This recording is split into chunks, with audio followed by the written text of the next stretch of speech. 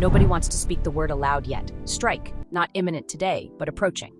The frightening element is not the work stoppage itself. It is why individuals believe it has become unavoidable.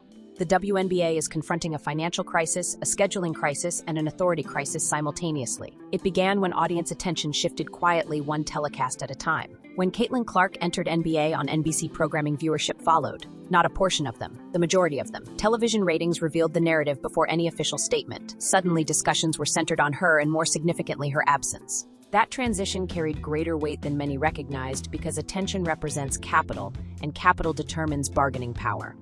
The initial response was dismissal. This phenomenon is temporary. It failed to stabilize. Instead, corporate partners began posing different inquiries, not regarding league performance, but regarding Caitlin Clark's next appearance. That inquiry terrified the institution. Stars with independent attraction fracture centralized authority. When Caitlin Clark appeared on NBC, viewership figures surged. When she was absent, they stagnated. That distinction wounded. The organization was not perishing. It simply was not being selected. And being unselected is more devastating. Expansion is what compensates salaries. When expansion halts, work stoppages become viable. That is when murmurs commenced. The work stoppage is not about Caitlin Clark. She is merely the accelerant. The work stoppage is about who commands the future. Currently, the organization does not fully command it. The viewership does. If nothing transforms, 2026 becomes a critical juncture. A work stoppage is approaching, not because the organization failed, but because it could not adapt rapidly enough to a new center of gravity. And once gravity shifts, everything else eventually moves with it. Nobody wants to speak the word aloud yet. Not the league officials, not the franchise owners, not the athletes themselves, but behind closed doors, the conversation has already begun. Strike. Not imminent today, not tomorrow, but approaching. And the frightening element is not the work stoppage itself. It is why individuals believe it has become unavoidable. Because the WNBA is no longer merely managing tension. It is confronting a financial crisis, a scheduling crisis, and an authority crisis simultaneously. This did not originate with contractual disputes. It did not originate with salary demands. It began when audience attention shifted quietly, one telecast at a time. When Caitlin Clark entered NBA on NBC programming, something unanticipated occurred. The viewership followed. Not a portion of them, the majority of them. Television ratings revealed the narrative before any official statement. Digital platforms revealed it even more rapidly. Suddenly, discussions were not centered on organizations. They were centered on her and her location, and more significantly, her absence. That transition carried greater weight than many recognized because attention represents capital, and capital determines bargaining power. Within league headquarters, the initial response was not alarm. It was dismissal. This phenomenon is temporary. Equilibrium will return. The campaign will stabilize. It failed to stabilize. Instead, corporate partners began posing different inquiries, not regarding league performance, but regarding Caitlin Clark's next appearance.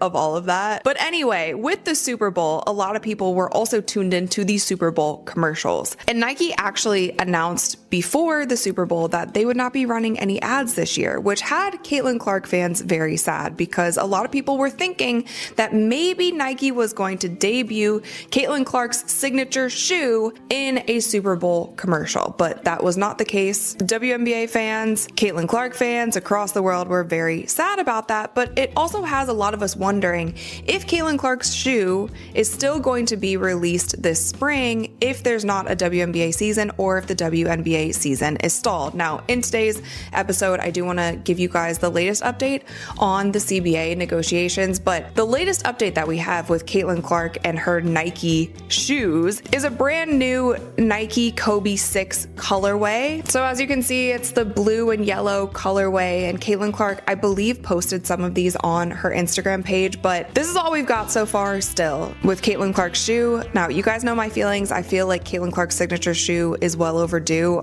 I thought it should have been released at least last season, could have been released during her rookie season. And that inquiry terrified the institution because athletic organizations survive on centralized authority.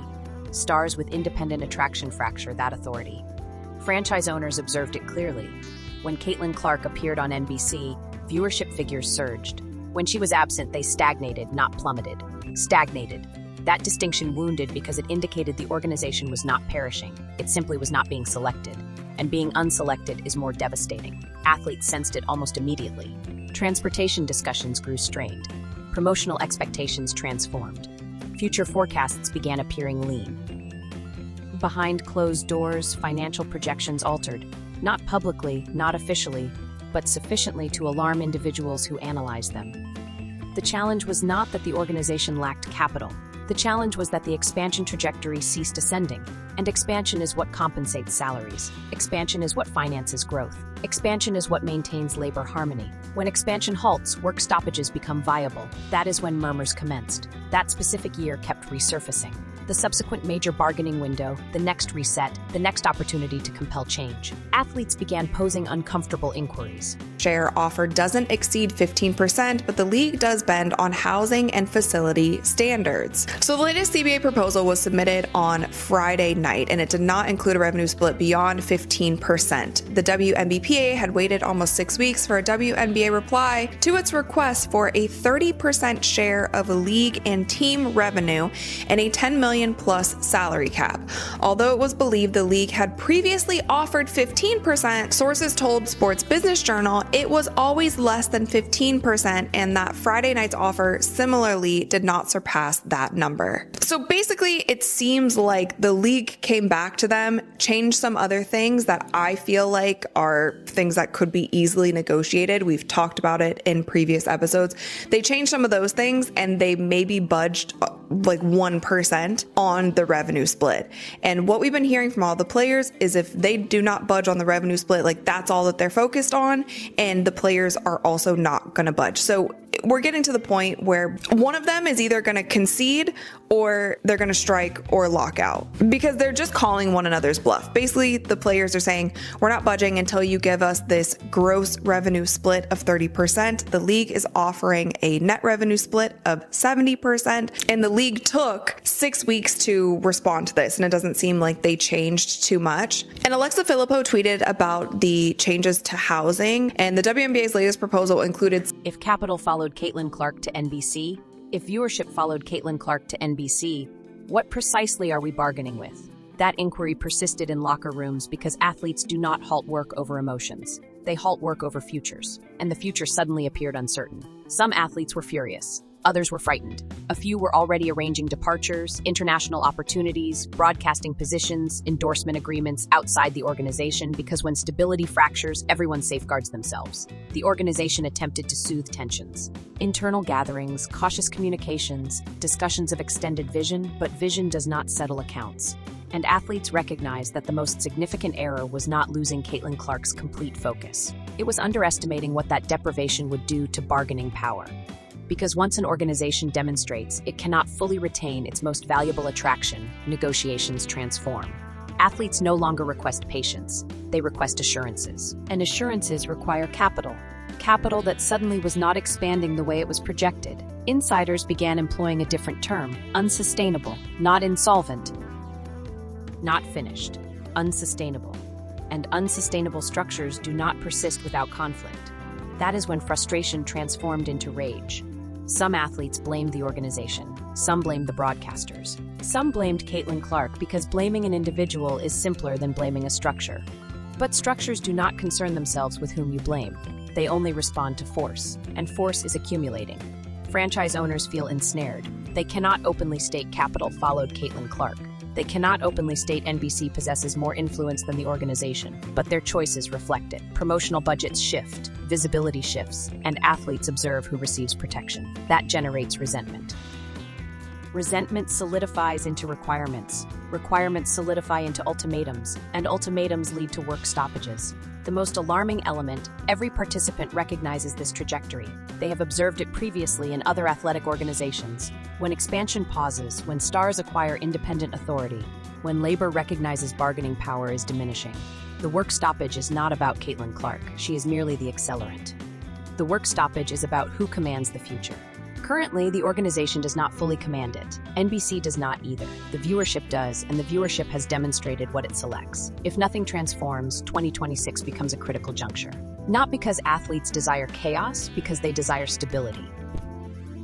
And stability requires capital that follows them, not departs from them. This campaign is already postponed.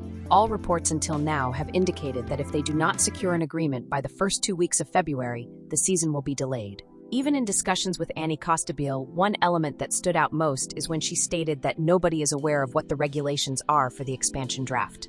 And something else that stood out is when she said that athletes are also pushing for different regulations regarding core designation and those categories of contracts. All of that influences the expansion draft. Nothing is planned for that. And free agency this year, there is substantially more capital on the table. That is what Annie also stated in discussions. She expressed that it seems many athletes once again will accept one-year agreements because the free agency period will be shortened. Even with this new collective bargaining agreement, there will be substantially more capital on the table. That is why this feels different, not theatrical, inevitable. A work stoppage is approaching, not because the organization failed, but because it could not adapt rapidly enough to a new center of gravity. And once gravity shifts, everything else eventually moves with it.